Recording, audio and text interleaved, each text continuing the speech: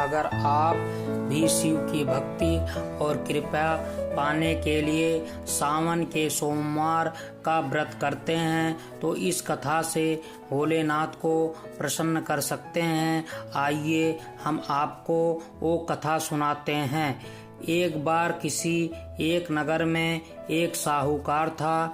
उसके घर में धन की कमी नहीं थी, लेकिन कोई संतान न होने के कारण वह बहुत दुखी था।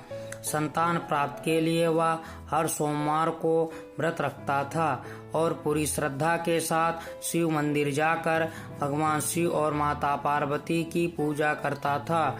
उसकी भक्ति देखकर एक दिन मां पार्वती प्रसन्न होकर भगवान शिव से साहूकार की मनोकामना पूर्ण करने का निवेदन किया।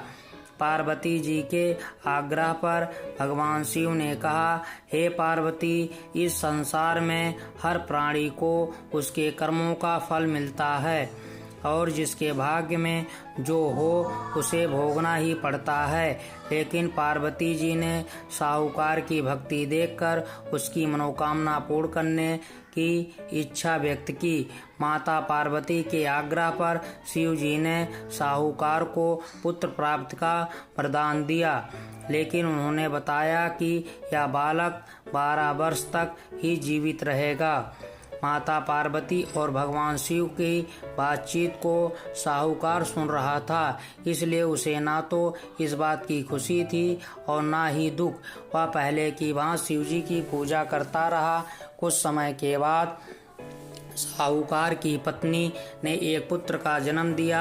जब वह बालक 11 वर्ष का हुआ तो उसे पढ़ने के लिए काशी भेज दिया गया। साहूकार ने पुत्र के मामा को बुलाकर उसे बहुत सारा धन देते हुए कहा कि तुम इस बालक को काशी विद्या प्राप्त के लिए ले जाओ। तुम लोग रास्ते में यह यज्ञ कराते जाना और ब्राह्मणों को भोजन दक्षिणा देते हुए जाना। दोनों मामा भांजे इस तरह यज्ञ कराते हुए और ब्राह्मणों का दान दक्षिणा देते काशी नगरी निकल पड़े। इस दौरान रात में एक नगर पड़ा और जहां नगर के राजा की कन्या का विवाह था, लेकिन जिस राजकुमार से उसका विवाह होने वाला था वह एक आंख से काना था।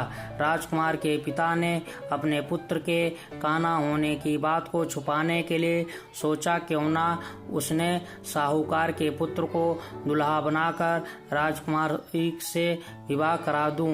विवाह के बाद उसको धन देकर विदा कर दूंगा और राजकुमारी को अपने नगर ले जाऊंगा। लड़के को दुल्हा के वस्त्र पहनाकर राजकुमारी से विवाह करा दिया।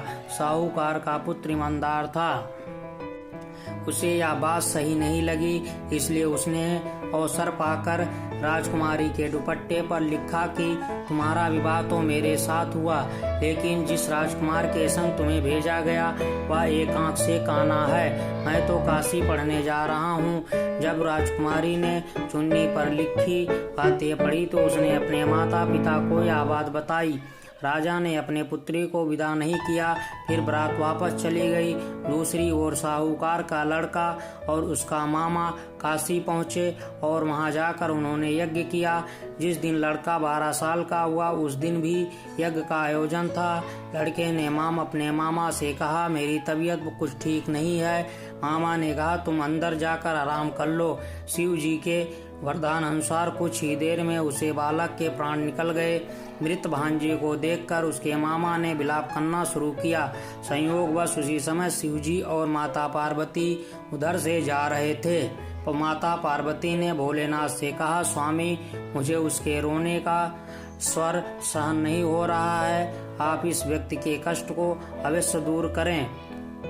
जब शिवजी मृत बालक के समीप गए तो वह बोले कि यह उसी साहूकार का पुत्र है जिसने मैंने 12 वर्ष की आयु का वरदान दिया था। अब इसकी आयु पूरी हो चुकी है, लेकिन मृत भाव से विभोर माता पार्वती ने कहा कि हे महादेव, आप इस बालक को और आयु देने की कृपा करें, अन्यथा इसके वियोग में इसके माता पिता भी तड़प तड़प के मर जाएंगे। माता पार्वती के पुनः आग्रह पर भगवान शिव ने उस लड़के को जीवित होने का वरदान दिया। शिव जी की कृपा से वह लड़का जीवित हो गया। शिक्षा पूरी करके लड़का मामा के साथ अपने नगर की ओर वापस चल दिया। दोनों चलते हुए उसी नगर में पहुंचे जहां उसका विवाह हुआ था। उस नगर में भी उन्होंने यज्ञ का आयोजन किया।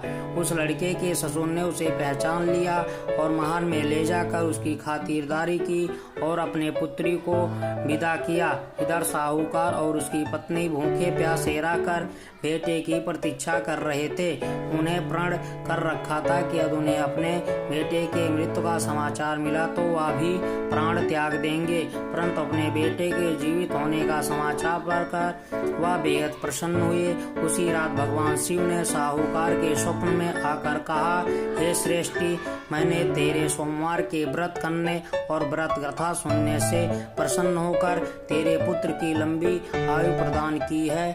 इसी प्रकार जो कोई सोमवार व्रत करता है या कथा सुनता है और पढ़ता है, उसके सभी दुख दूर होते हैं और सारी मनोकामनाएं